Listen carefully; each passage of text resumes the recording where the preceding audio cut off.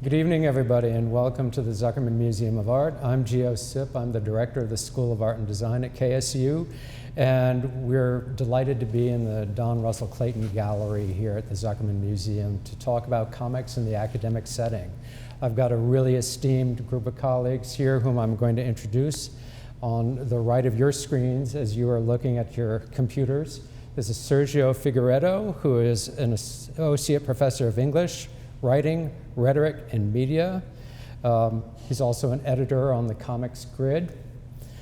Chris Malone, the blue hair in the middle is for the symmetry, the balance here. Chris Malone is an assistant professor of animation and illustration.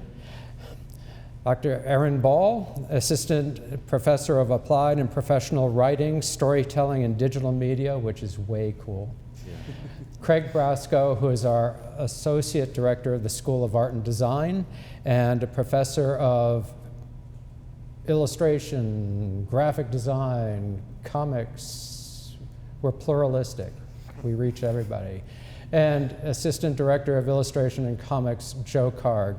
So we're delighted to have everybody here. What I want to have happen in this forum is just to have a free-for-all, essentially, and a broad discussion of comics and how we view it in the academic setting. You know, KSU is in a wonderful position. We're in a media center. We have the richness of the film and television industry here, a broad advertising community. Gaming platforms are here.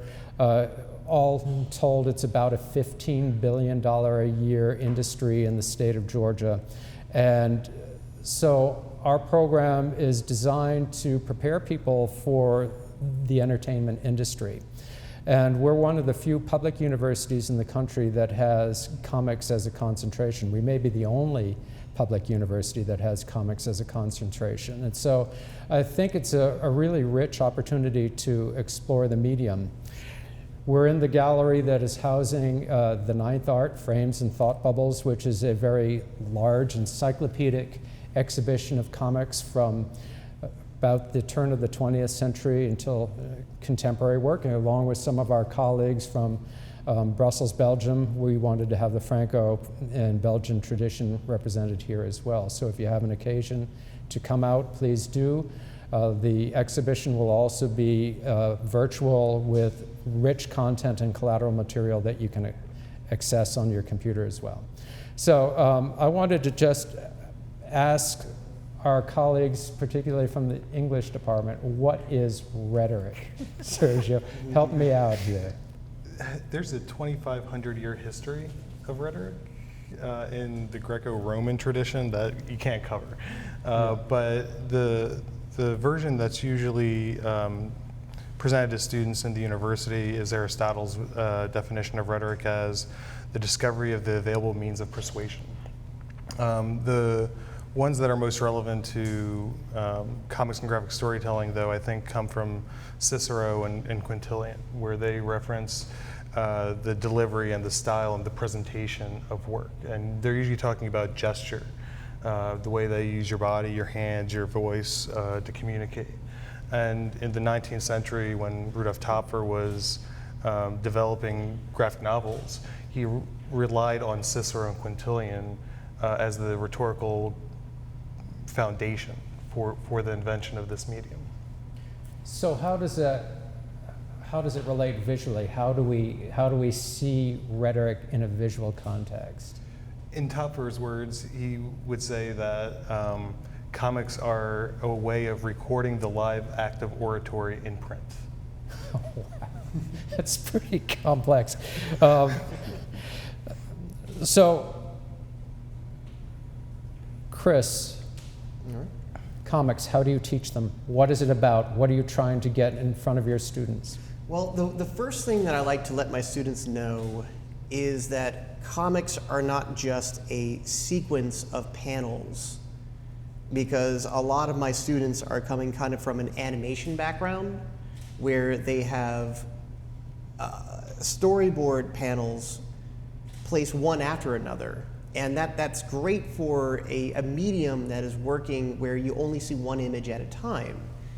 And I like to be able to teach my students from day one that every panel has a direct influence on every other panel on the page. You're not just thinking about the composition of that one panel, you're thinking about the composition of the entire page. Exactly. And I like to let them know that from day one and show them how each panel connects into the, all of the panels before and after it.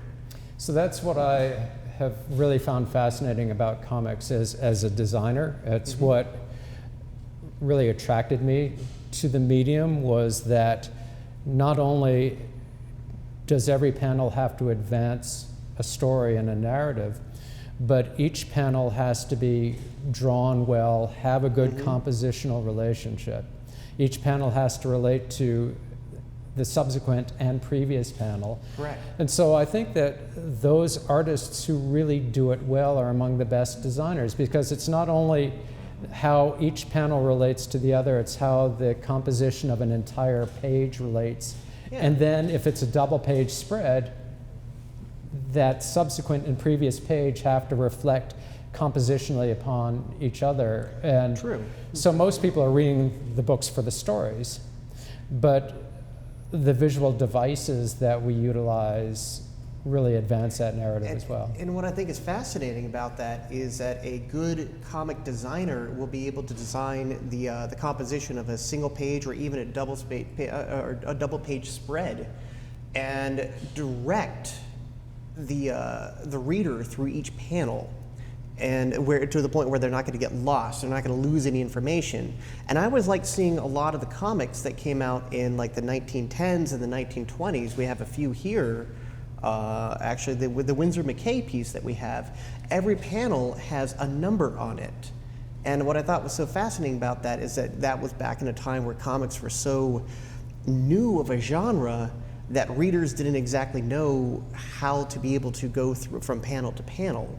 But as the art has progressed in the last century, we just have, I feel like we have a lot more confidence as readers and as creators to give the readers I guess, a comprehensive story that to where they're not going to get lost while reading it.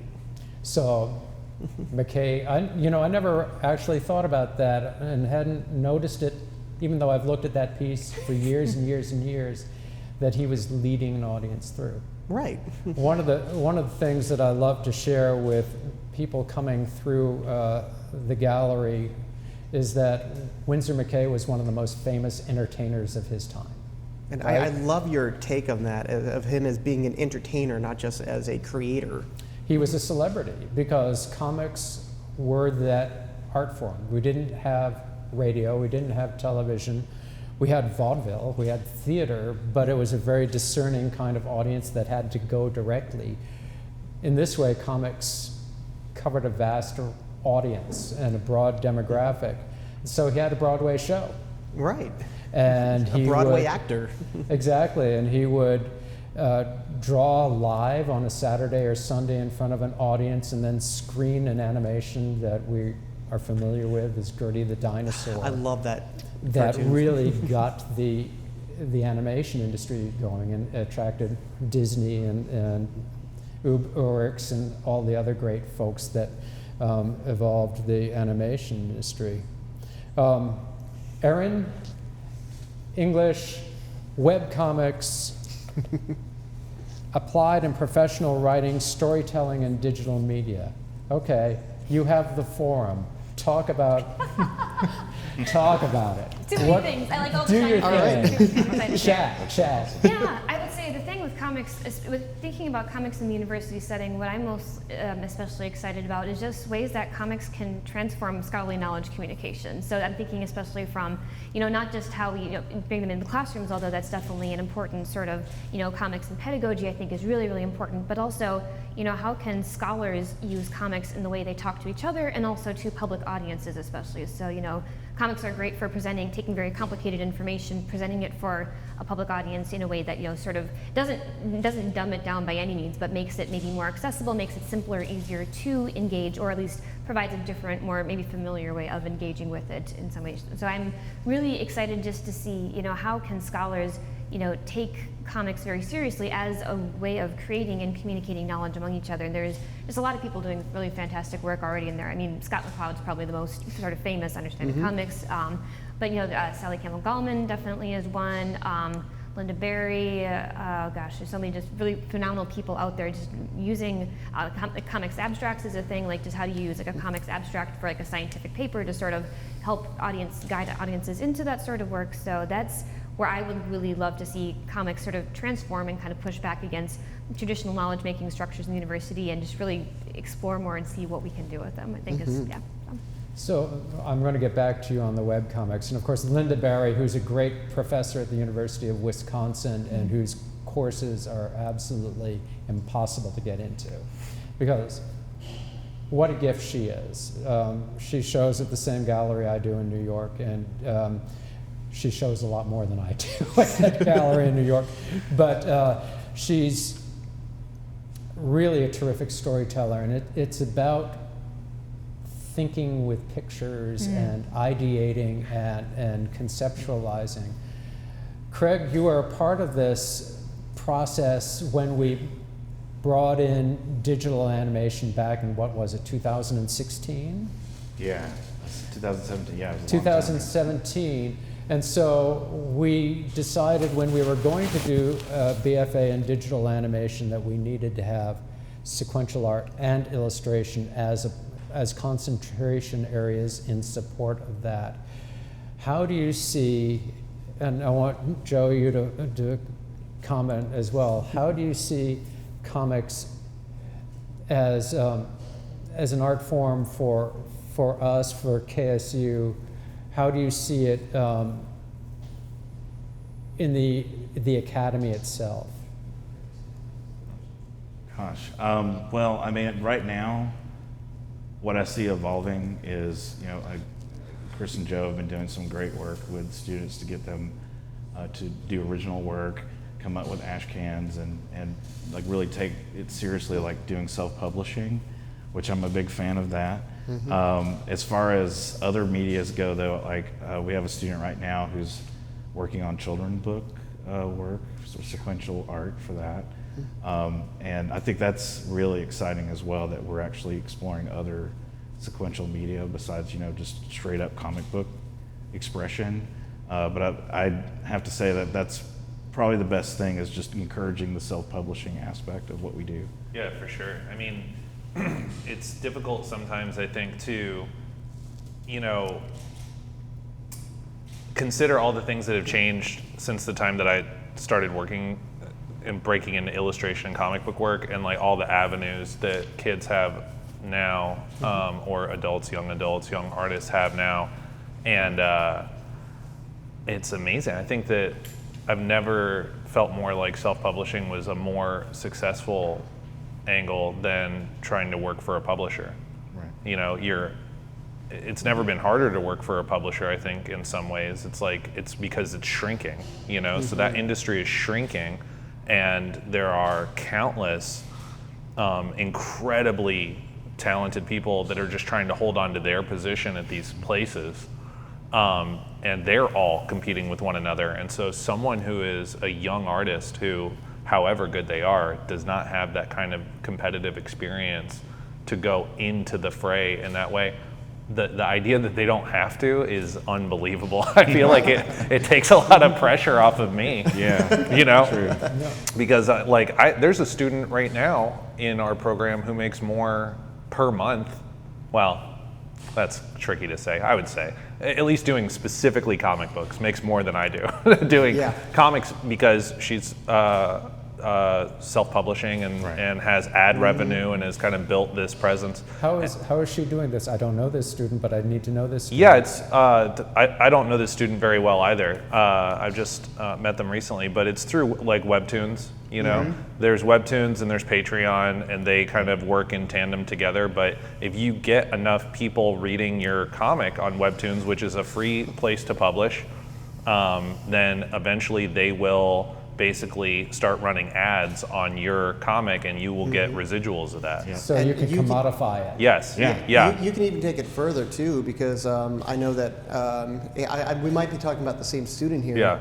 but they are currently going to be featured on one of these online websites. It's going to get them even more ad Yeah, revenue. that's great. And, Yeah, my understanding is that their project currently has somewhere around like 20,000 readers, That's great. yeah. which is great. And it's also exciting. I mean, like even thinking about like the days of, the way that television, all media is changing, right? Like it used to be that if there weren't 12 million people watching your show was a dud and it would Right. get canceled. And now if 500,000 people are watching your show, it's enough, depending on what platform you're on. It could be enough for that to be a show that's worth making, maybe not for $2 million an episode, but for $300,000 or for $500,000 budget per episode. Yeah, sure, send it out, and that'll generate enough revenue for that to exist. And I think that comic books and publishing is reflecting that. In the early 90s, 1 million copies of an X-Men comic were being sold to a speculator's market. Yeah. Now, I don't know what the numbers are exactly, but the last time I checked, I think even something like Amazing Spider-Man is selling like 36,000 copies physical. Right. That's a significant difference. It certainly is. So, Erin, picking up on that, if we're talking about the digital media, you publish web comics, don't you? Mm-hmm. Can you talk a little bit about that? How you do it? How do you distribute the work? What are you teaching that to students in some way, shape, or form in any of your work? Sure. So I'd say, my courses are in applied and professional writing. So I would say I see that my sort of creative comics practice is really informing a lot of like my focus on like teaching publishing, teaching workplace writing, like all the writing that goes into sort of getting a comic out and into the world, sort of a thing. That's maybe where I see the overlap there, especially. So I would say there are definitely a lot of people out there doing it much more focused and much more sort of organized than I am. So my approach, at least with theirs, I have my own website for my comic, Little Yellow Bird, it's called. And then I have And what is it called? Little Yellow Bird. Little Yellow Bird is Yep. amazing, by the way, and you need to look at it because it's the most delicate, beautiful, fun work I've seen in a long time. It's all vector illustration, but it's really, really beautiful. You're Are incredibly you also sweet. illustrating it? Yes, writing and illustrating, yeah. That's cool. That just like popped up on my radar recently. I didn't realize that was your project. That's cool. Thank you. It's yeah, very I pretty. just hit Tumblr radar, so I was really excited about that. So. So I think so I have everything on my own site, but I also have social media channels, Facebook, Twitter, Instagram, Tumblr, DeviantArt, sort of. So just a lot of different audiences out there. I am not doing, that is something I'm doing very passionately, but not something I'm doing professionally, sort of at this point. So it's more how can I sort of get that out, to a wide range. I think if I were to be doing it a lot more sort of strategically, I would definitely want to do a lot more sort of research with hashtags and such. And I know there's a lot more going on with like Patreon that's available, with various sort of merch sites, with cons. There's a lot more to be doing for sure. But I think even just sort of getting the social media side up and established and running, getting a presence going, getting a sort of a working routine maybe in ways, and just figuring out what can I manage and what's sustainable. I mean, especially just thinking of, COVID has changed everything in terms of how much I've been able to sort of do and invest with it. So I guess, that's once you sort of take that on, how do you keep it going in a way that you don't burn out and you're still kind of creating something hopefully fresh and new for your audience. Now,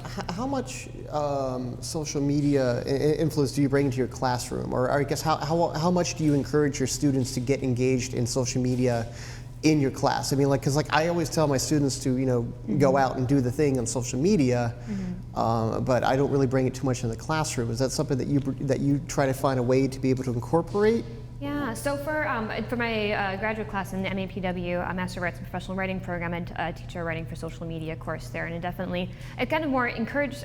Social media is always such a challenging thing just for student privacy and sort of a deal like how much it's a big responsibility to kind of get yourself out there too. And do you want, once you present yourself to this audience, do you want to kind of keep that going? So I definitely encourage them to look and see who's doing the things that you would want to do and just sort of research it strategically.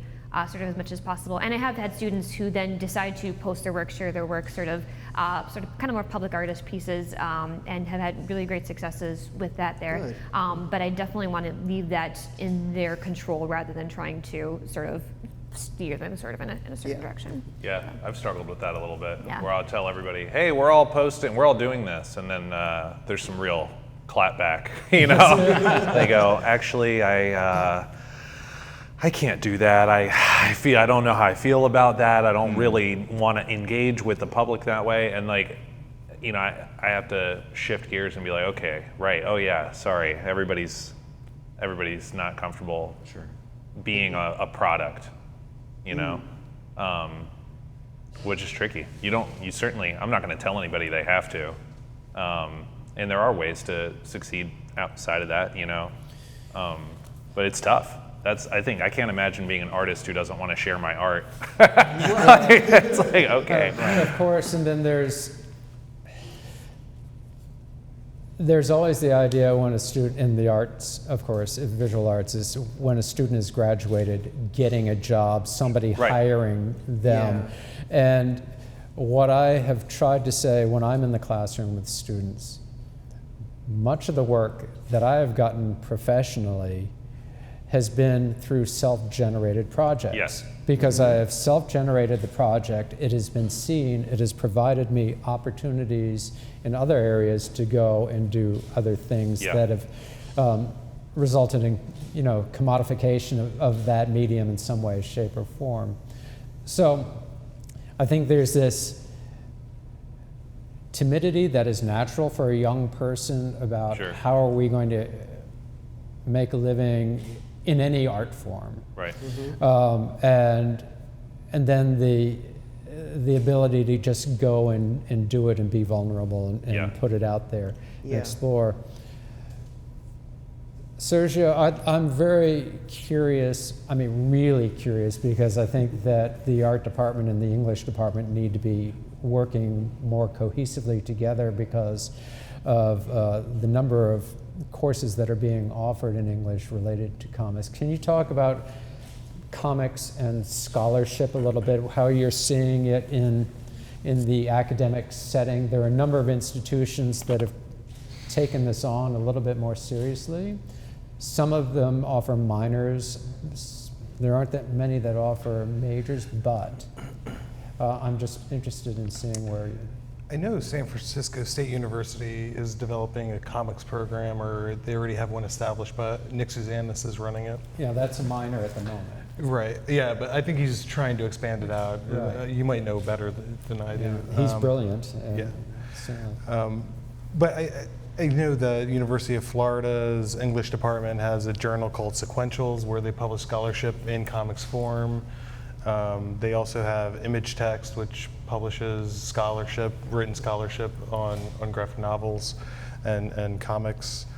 Inks out of the Ohio State University, where Erin's an alum, has a program there as well.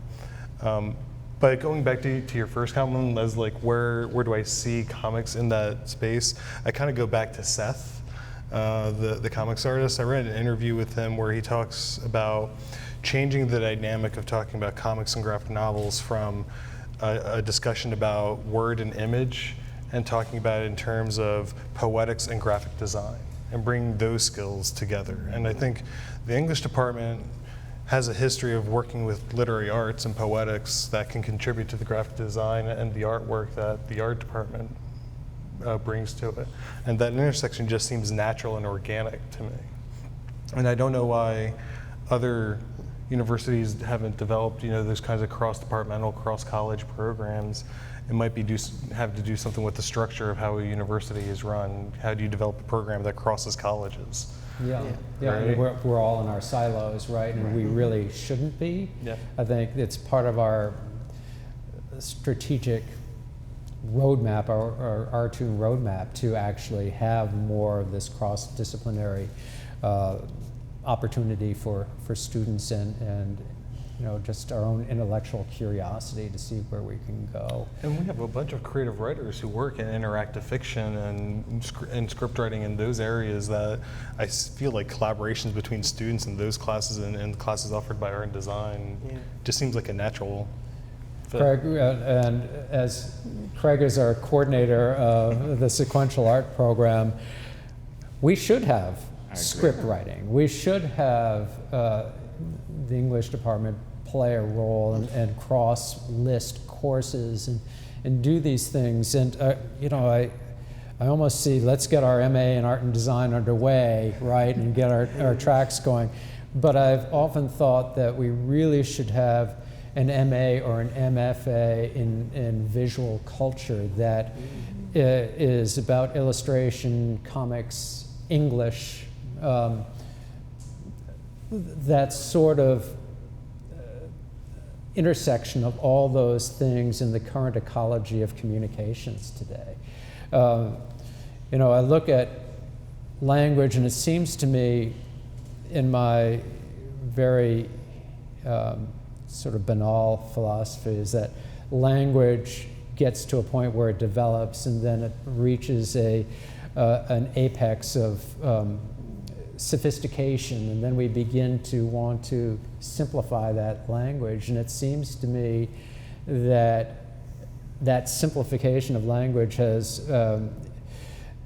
really fundamentally hit with rapidity, right? That we're looking at emojis and visual symbols as contractions or stand-ins for words, and it's almost like language evolves and it devolves, and we go back to the very basic elements of a visual culture. So I even look at things like the airplane safety cards that we look at when we're traveling, and it's simply infographics, isn't it?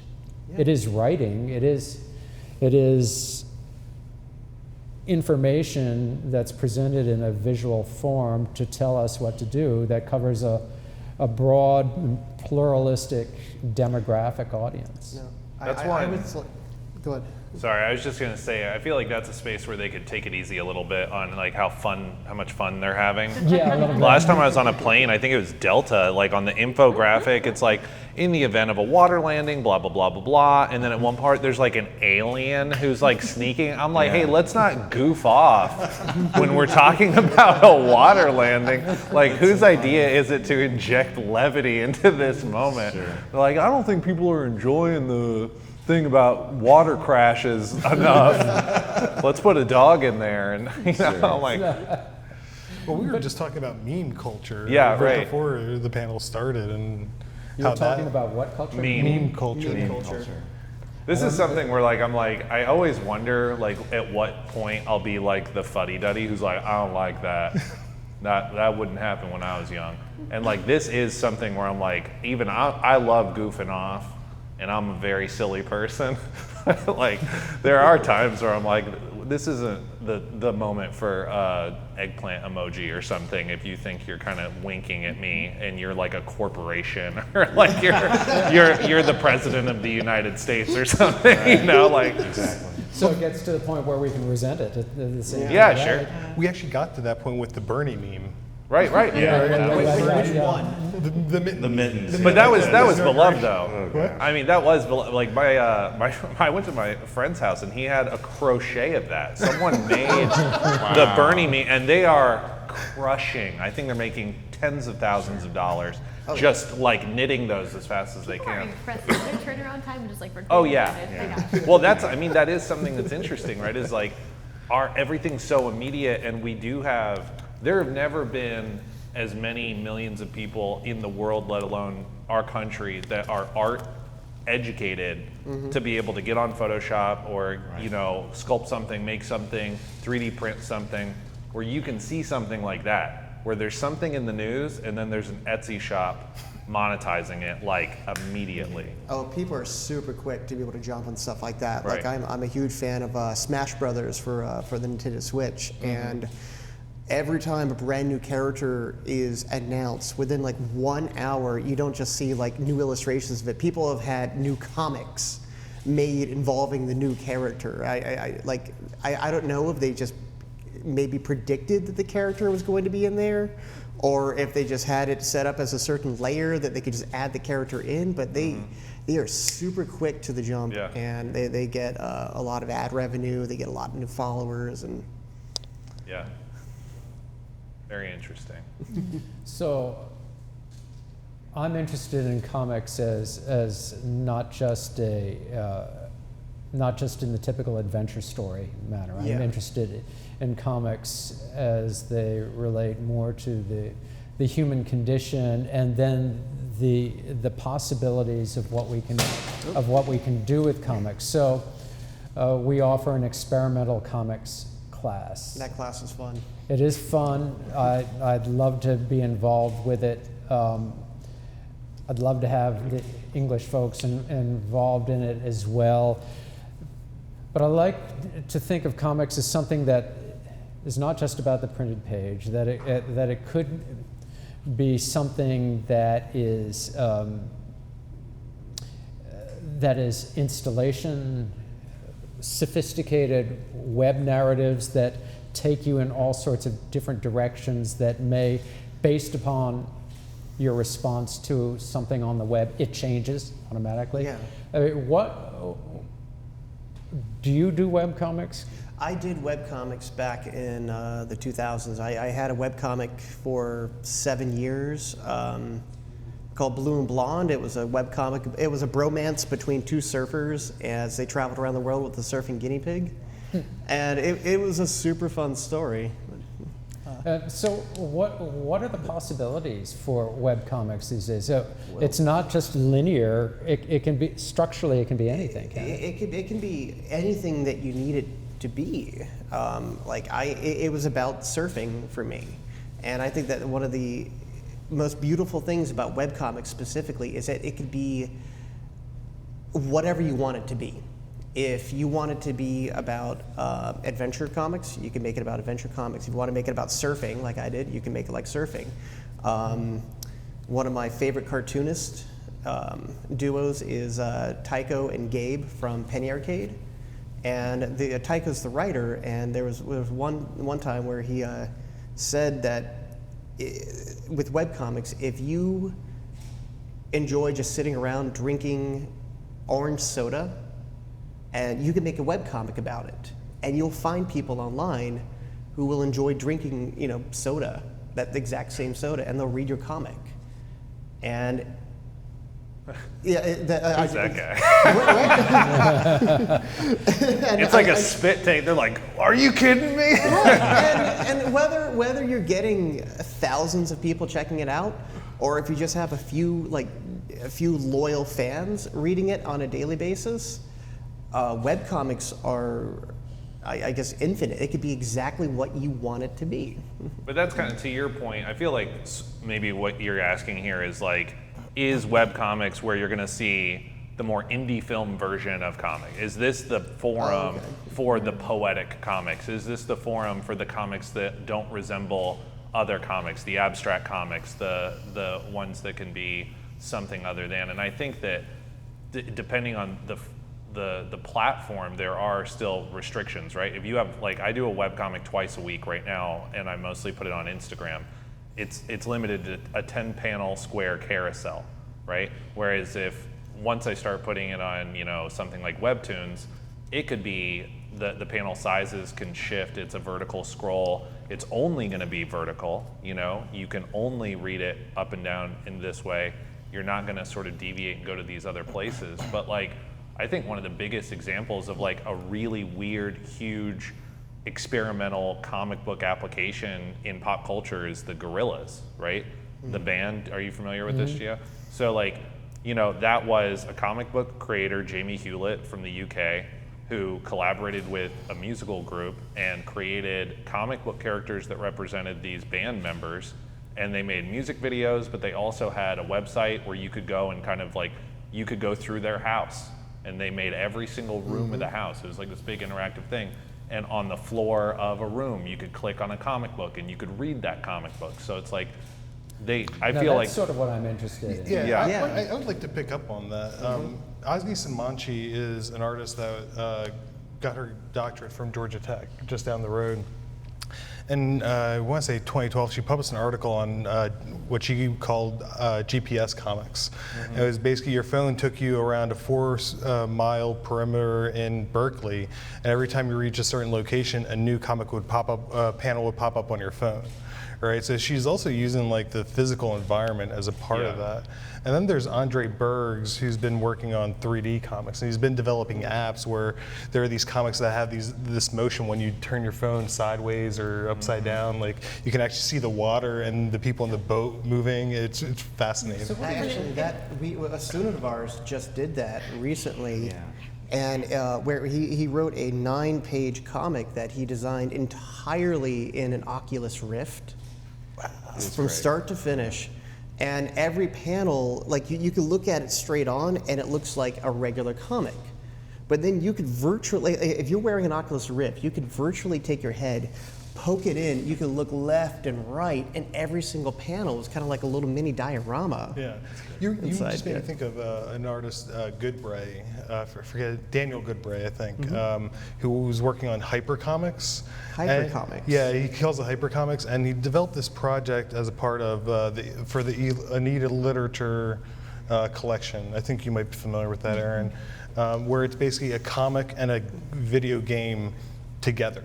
Right? It's like this intersection of comics and games that's really fascinating. I think that's where there's, just to really jump in, like I think, there's a lot of potential there with comics and games, especially just like sort of interactive forms, point and click kind of games like on Steam, things like that. There's a lot, a little bit, maybe small teams, kind of individuals can sort of do that work, but there is a lot of room to explore. So I'm interested in what the implications are for the future of something like this. How do we in the English department and us in art and design do something, and you're embedding things like augmented reality or virtual reality into the comics?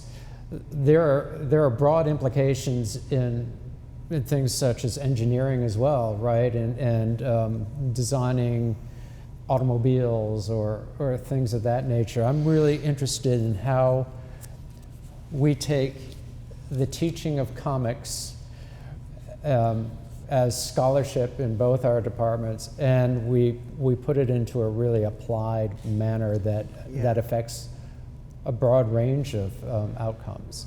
Well, what I hope we can do on that, because I just wanted to mention this, please. With game design and development, this came up. There's so much synergy between what we do and what they do, and then of course you just mentioned that there's even more synergy in between doing comics and games.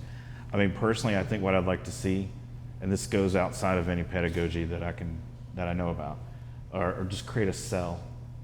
And that's usually how it's done, like in the gaming industry. You just create a cell of individuals that have different disciplinary strengths, and you put them together, and you say, okay, create this thing. Of course, there needs to be some kind of precursor discussion about what they want to do, but I would love to see some kind of like cell class of English majors, comics majors, and game designers, and you just put them in a class for like maybe a semester, maybe 2, and see what they can do. I'd love to see some of our 5 years, music 10 professors years. get involved in that as well. So I have an example Never let on them this. go. I know, right? I taught this graphic storytelling course in 2015, and I had these students, and now I have tenure, so I can't get in trouble for this, I hope. Right? They took Ozzy Samachi's idea of GPS comics, and they decided to develop a critique of parking on KSU campus using an analogy to Dante's Inferno. And they used the walls in one of the parking decks to design this story. So at each level was a different level of hell for parking at Kennesaw State, right? And so they took this entire concept and made a critique of the parking, which is common on all university campuses. But it was just an interesting, application. I gave them no direction. They did it on a Friday. Monday morning it was being power washed off the walls. Yeah, and no surprise there. But that sort of thing is brilliant and very, it's very ingenious to have something like that happen. So the possibilities for experimentation, I think, are really, really terrific. What are you doing in your career now? What are your comics? What are they about? What are you working on? Yeah, so for the last 2.5 months, I've just started my first webcomic. I've never done that before. I'm working with a team of 2 other people, a writer and a cartoonist. It's called Any Last Words, and it's about a scientific test subject that every week they give him some new ability and it goes wrong in some way, and he's he's in a kind of a hell of his own. Man, that's easily the most challenging thing I've ever done. It's like, I tried to design it to be as simple as possible, even how simple it is, the demands of putting out 20 panels a week that are lettered and colored, and I worked on it for a year before launching it, you know? But that's the thing that it's weird. I'm also, the other main thing that I'm working on is like this video game for Marvel where I'm just doing like 5 kind of cover illustrations essentially a month of like iconic Marvel superhero and villain characters. And I care so much less about that at this moment.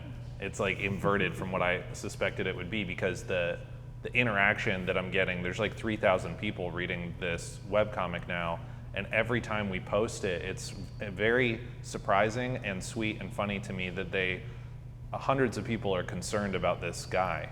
They go, oh, this week he didn't get hurt so bad. That's good, you know? Or like the one that I posted one today, and they're celebrating his birthday, and of course it goes sideways. But he doesn't really get hurt in it, and they're like, well, I guess it's pretty good on his birthday that he didn't get hurt at all. That's good, you know? And so are you getting feedback from this webcomic that's just engendering this new form of communication in addition to?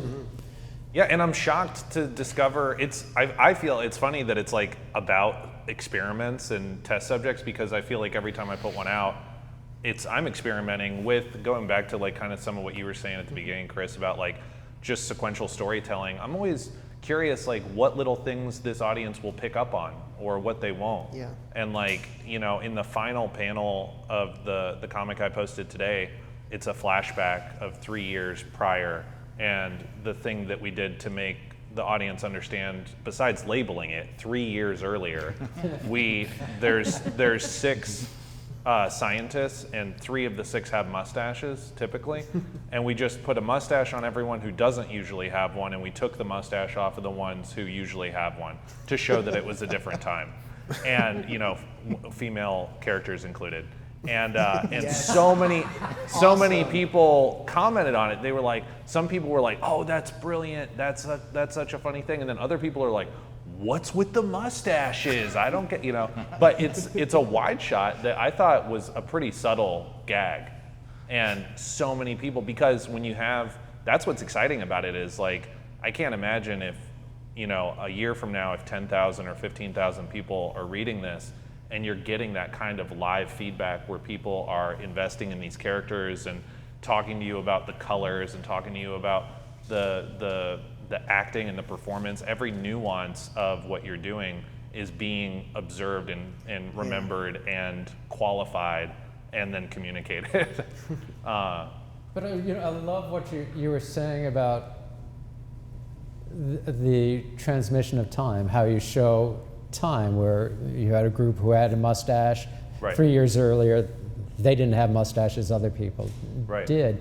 You know, that's one of the unique things about comics that I think is different from most other mediums, is that the perception of time can be so altered, right? Oh, sure. So you can look at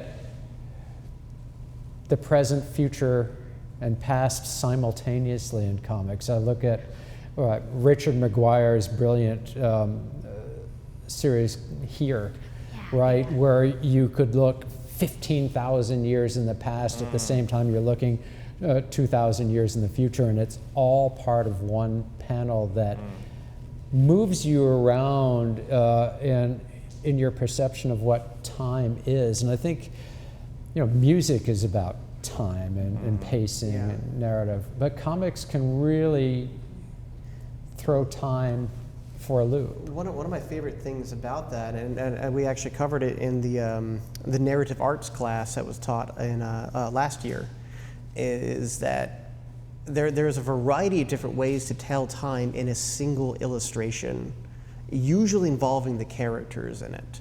Sometimes you might have an illustration that would have the same character repeated multiple times in it. And when I'm saying illustration, I'm also referring to like a single panel in a comic too, where you might have like the same character talking, or you might have the same character doing 3 different things, in one single illustration.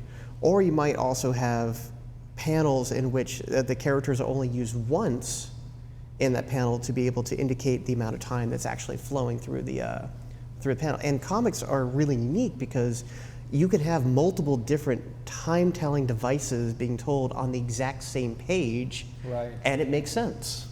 Yeah, yeah. So to me, that's one of the things that just is truly remarkable about this medium. I want to talk a little bit more about the scholarship of comics, and what do you think is really important about the scholarship of comics? If we're talking about it, why is it important for us to know? What do we learn from the scholarship of comics? I do a lot with the histories of where the graphic novel started emerging in the early 19th century. And Rudolf Topfer is often referred to as the father of the comic strip, and he was a professor of rhetoric, and I'm digging a lot into his work. And what I've started noticing is that Topfer is directly associating himself with a socialist movement in the early 1800s that positions the arts and humanities as this social institution that is charged with promoting new ethical values for its given era.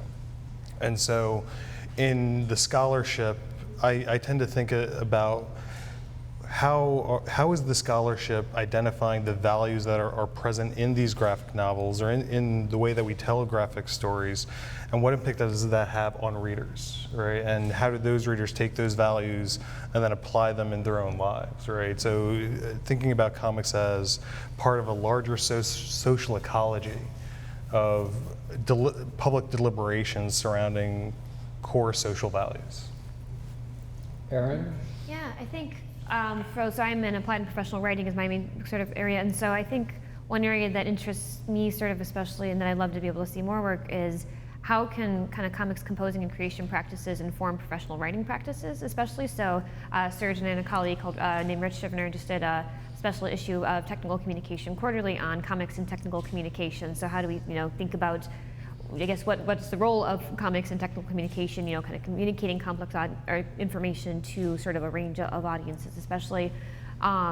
Yeah, so I think that's one area where there's a lot of room for, there's been definitely scholarship going on there, and I'd love to be able to kind of see more kind of continuing scholarship in that area. I know there's a lot to learn. So some of those articles dealt with like comics that were developed for activist purposes, like the South African comic that was about women's right and women's suffrage.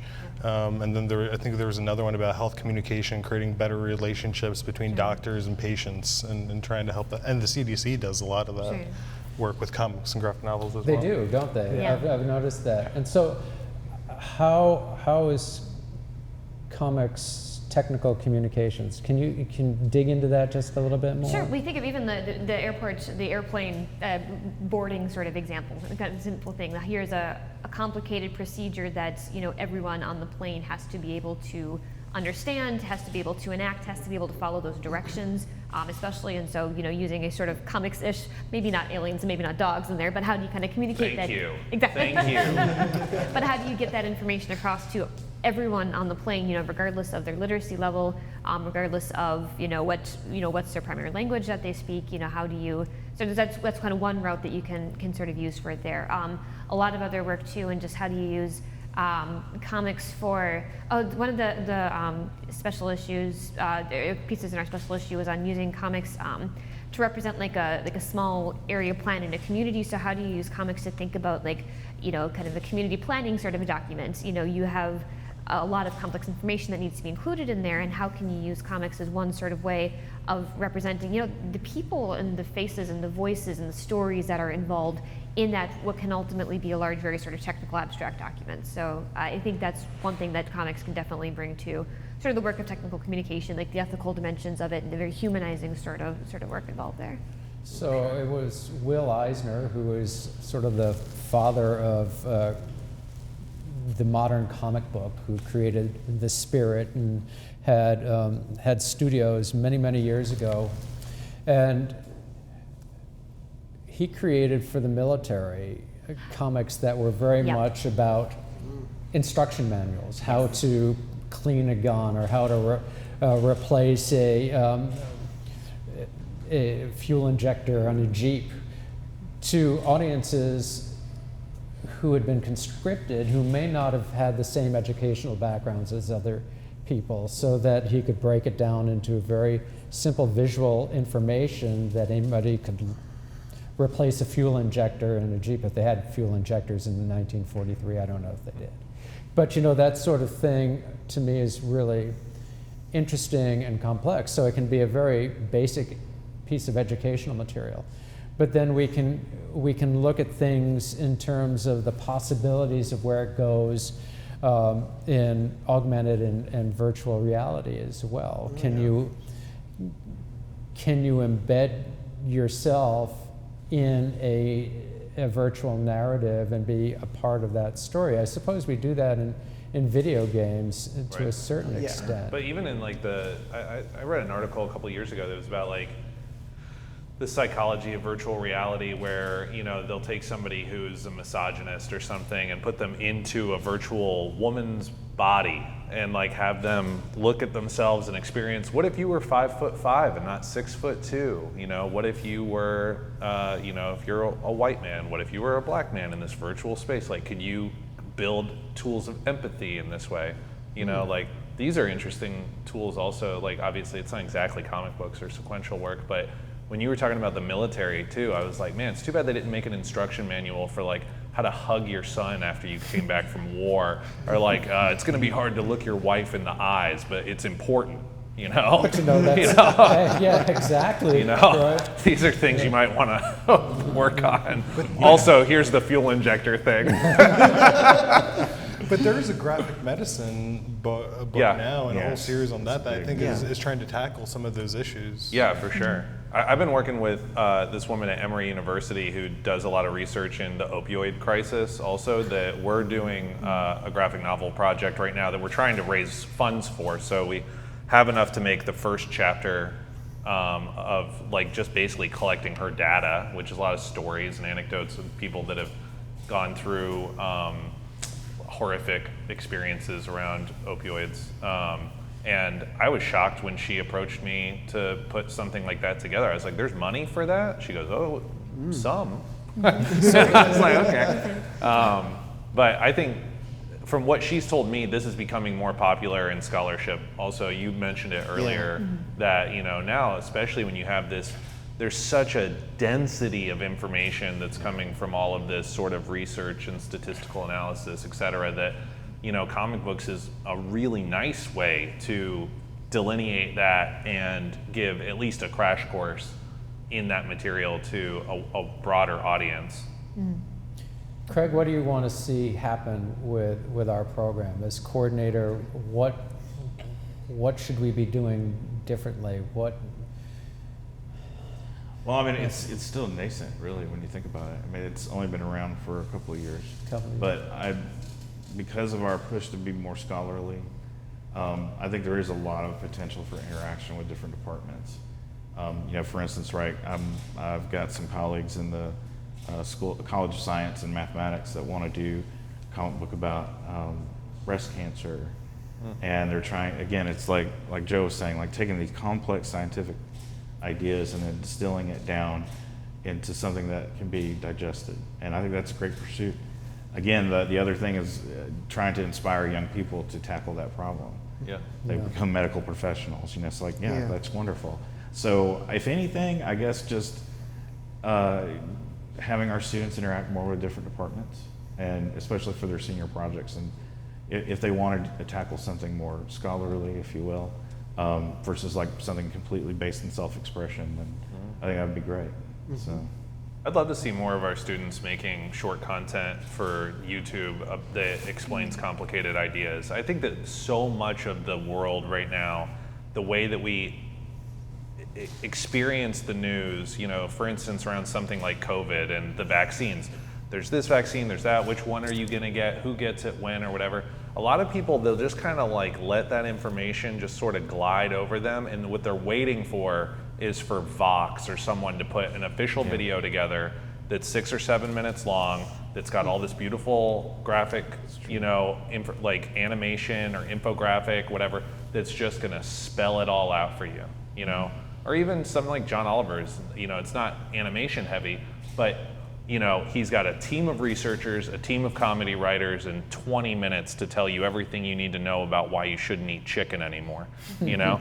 And like, I would like to say, right now I don't feel like I have any students who are coming to me and saying, Mr. Karg, I'm really passionate about this, or I'm really interested in this, or my dad's a researcher and I'd like to make a video that kind of describes what he's doing because I think it's important, or my mom, it could be the mom too.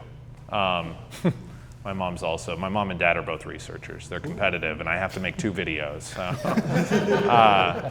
But you know, something like that. And obviously we could be champions of that in the classroom to let them know, hey, I know you've only ever thought about drawing Naruto, but what if Naruto helped you understand something? To be fair, Naruto has a lot of complex information to condense down. Yeah, okay, yeah, sure, thank you. And to be fair, that's a lot of young people's vector into being artists. Yeah, sure. Is manga and anime, so like trying to funnel that into something at what you're describing. Yeah. Well, that's where even collaboration with technical communication, interactive design, KSU's department here. Sarah Doan is doing work on like COVID visualizations there especially, so I think there's a lot of kind of potential collaboration there that would be even fantastic to see. Yeah. You know, I would love to just to see her sit down from her visualization research with sort of art professionals and sort of see what could kind of come out of that kind of work. Are you so Sarah, if you're watching, that's a challenge for you. Are you working with interactive design? Do you work with them? I would love to be able to do more, have not had kind of as much formal sort of, so I would say I practice a little bit of interactive design, I would say in sort of the scholarship that I create, so it's a lot of it is web-based, HTML, CSS kind of a thing, relatively simple, but still it's kind of minimal interaction to it there, but we definitely, you know, we've been sort of been, you and I and our colleague Jeff Green have been sort of doing more work into, so thinking about video games, we're going to be designing an interactive scholarly article coming up within the next few months, so definitely from a scholarly perspective, there's a lot of work out there, you know, even just how do you bring interaction into the way that you kind of create and communicate knowledge, and how do you think about, you know, navigation throughout sort of a scholarly article, how do you think about sort of the different media and channels that you are communicating, that you are incorporating, and how to do so as deliberately as possible. So that's, I think, yeah, that's definitely a way that we can kind of keep growing as scholars, and I think that would be really exciting where you get kind of these conversations together and the kind of work that can emerge out of that. Oh, yeah. That's very cool. Chris, what are you working on? Mostly animations right now, but I am working on actually a silly little cartoon, comic strip specifically, because I've always been very attracted to comic strips over comic books and graphic novels. And I've been wanting to basically do a slice of life style comic, kind of going through a lot of my, I guess, personal, I guess like a lot of the personal problems I've dealt with and have overcome in the last 5 or so years, specifically thanks to my dogs, and trying to be able to incorporate the dogs into the comic strip in a way that people can kind of empathize with their own pet, whether it be a dog, a cat, a guinea pig. And I'm just trying to be able to do some research in trying to be able to do comic strips with modern web comics, because I feel like a lot of the web comics that are happening right now are very long-term adventurous comics that you can't jump into a random I guess like a random issue or a random comic without having to read a lot of them before it. And I want to try coming up with a comic for online that people will be able to read today's comic without having to read the last 2 months and get it. Kind of like old school comics, comic strips. And there's still a lot of comics that do that, but that's just an avenue I'm hoping to pursue. I'm also hoping to be able to go. I'm also hoping to animate a music video, kind of guerrilla style. Kind of find ways to be able to incorporate sound into a lot of what I do as well, because like I love visual composition, I love storytelling through comics and through animation, and sound is just something I haven't really experimented with. There's so many good sounds. Water. I'm a fan of water. Guitars. You're gonna freak out. I'm gonna have so much fun with it. That's cool. Yeah, that, I was talking to some folks in the music department today about how essential it is to, I think, to our animation program to bring some of their composition students into our area to help our students build the real structure to their animations. Because there's so many free platforms to get sound and music from, which are very generic. Oh yeah. And they don't enhance. And then part of me is an old creative director. I worked as a creative director at ad agencies for many, many years in New York, and it was that idea of bringing together the account executive, the client, the copywriter, the art director, and then all the other people involved in the making of a TV commercial. And it's that process that was so much fun. And the process of making something come together. I like this idea you're going with here, because a lot of the work that the students do, I feel they try to be able to find a musical piece that will fit it after they've done a lot of the illustration work, after they've done a lot of the animation work. But by being able to, team up with the music department, and maybe being able to create a piece for the existing artwork instead of just trying to find one that fits it, making one that fits it. And that way it does engage people from other disciplines. Yep. A good script writer, right? To really help the student flesh out and work through that project and have something that's really strong. And because we're working in an applied business, right? The comics are an applied business. You're working with a writer, you're working with an editor, you're working with letterers, you're working with colorists. And it's all about the community that helps make this work really resonate. I would love to see just one big team up between all the departments, where we would have a student in the English department would write a script for a short animation. We would then have somebody in the sequential arts department storyboard that. Then we would have somebody in the animation department bring it to life, and then we would have it composed and scored by somebody in the music department. And I'm sure that there would be other ways that we can even bring in the other departments as well, and being able to have one giant, crock pot of artists coming together would be such an amazing project. Who's managing this? You? Are you managing it? Sure, I'll be happy to do that. I think that'll be fun. I agree with this plan. I think this is great. Practicing that, though, can be a really good mentorship opportunity for developing teams at the university that then can go out and develop their own studios as well, right? Exactly. So if it's a educational experience through interdisciplinarity, that then a business comes out of it, right? There's a lot of value there, I think. I mean, the one time we did that gaming project in 2017, it was called Gaijutsu. I remember seeing the illustrations for that. It was fun because we took I think it was a team of 8 students from game design development and about 4 students from art. And it was a total flop. It didn't go too well. Okay, but it was. Thank you for your honesty. It was a flop. It was kind of a shot in the foot from the get-go, because they didn't really know exactly what they wanted. However, what spurred out of that was a cell of students that came together, started their own company, made their own game, and they're still going strong. So, I just the whole idea of one semester, because that was a summer semester as well. That's tough. We need more time. To your point, I think sometimes it's just as valuable to get people together, these people who all think, oh, if only my buddy and that guy, and if only we could get together and make something, just to see. That's hard. Yeah. Maybe everybody's not working as hard as everybody else. Sure. Maybe the skills that are coming together, you can realize, hey, there's a reason why, these studios that do exist that make some of the best work that we see, it's pretty impressive what they're doing. That they're juggling 200, 300 artists, Right. in Pixar's case, 900, 1,200 people that are all the best of the best or whatever. Obviously that's $1 billion version of it.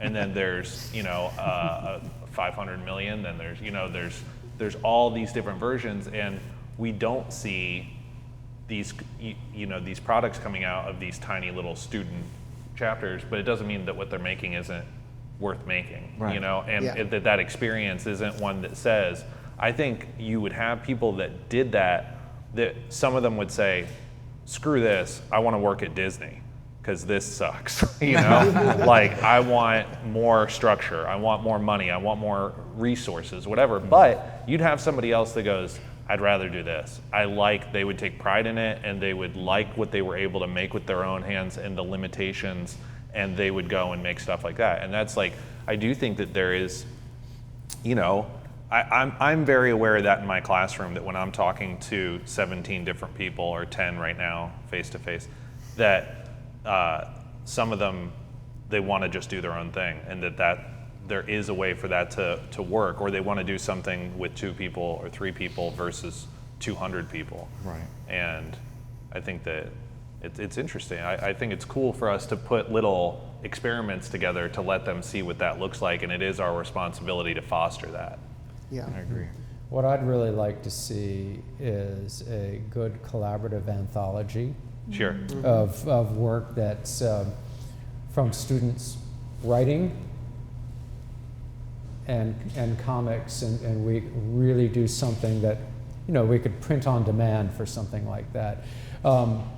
And I think that would be a really interesting experiment. For sure. Also, in terms of, we have capstone exhibitions that have traditionally been in the Fine Arts Gallery or museum for most of our visual arts programming, but illustration and sequential art, those are applied arts, and I think the capstone should be probably published material. Yes. It's not to say it can't have a form on a gallery wall, but perhaps that capstone project is something that is self-published, that is distributed and disseminated, and that is what needs to happen. Well, and that's actually a good vector for scholarship as well. Yeah. Yeah. So I would really encourage that a lot. That, I think, is where I'd like to see us go in the future for those disciplines. We do have a comic student organization right now called the Kennesaw Comic League, and I know that it will be that once we are completely 100% back face to face, I know that is one of the projects that they have that they're planning to do. Well, that's exciting because School of Visual Arts is doing that sort of thing. They publish a lot of anthologies, and I want to be in that playground. I want to be doing the same sort of things that those folks are doing. But because we are this R2 institution, and part of its plan is to have these cross-disciplinary activities and scholarship, I think it's essential that we blend the disciplines. Yeah. Yes. It would be competitive. I mean, Yeah. there's people here that are as talented as the work that I see coming out of SVA. It's surprising a little bit. So I wondered, is there a graphic adaptation course? And I wonder also, do the art and design students also have to write artist statements that go along with the projects that they develop in these courses? They have not had to write artist statements in, as far as I'm aware, in the applied arts disciplines of animation, illustration, and comics. Most of the painting and drawing students, printmaking students, are writing artist statements. And that's part of our professional practice. But when I was in graduate school, we had to write an artist statement every week, because theoretically what you had done during that week altered what you had done the previous week and helped you reframe those ideas. Plus, you needed to learn how to write and communicate about your ideas. I was wondering about the anthology, like if you had student work published and they had a statement that went along with it, and readers could see how, not just how the piece is presented, but how the artist is also thinking about the composition and the purpose of the piece. That self-analysis help us reframe what we're doing and focus in on the work. I think a lot of students believe an artist statement is an exercise in futility. Ever since I was a little child, I wanted to do this. But they need to be more than that. And they need to be really self-assessments of the work that they're doing and the critical nature of what it is they're trying to achieve or explore. And that's a tough one to get a young person to do, particularly as art is about experience. And they're just beginning those experiences in the creative world. But we do need to write better, and we're in the communication business. So animation, illustration, comics is about communication. And we need to be able to express those ideas both in the visual form and the written word. So I'd like to close by just sort of saying that my vision for where we're going is one of synergy between departments. I love what's happening in English right now with more and more scholarship on comics occurring and being taught, and that the possibilities for our collaboration are just beginning. And I think it's essential. That would be a really good exercise and would make our program truly robust. It's wonderful to see what's happening with Nick Sisanis at San Francisco State, or what's happening with Charles Hatfield at UC Northridge, and that real scholarship of comics as a medium. I think we need to explore that fully, but I think we need to explore the real creative opportunities that exist between departments and to meld those disciplines together. So, I'd like to thank you all so much for your time this evening. For me, it was a great pleasure to get together and have a conversation. Yeah, it's fun. Listen, Thank you all so you much. for having us here. Thank you. Good night, everybody.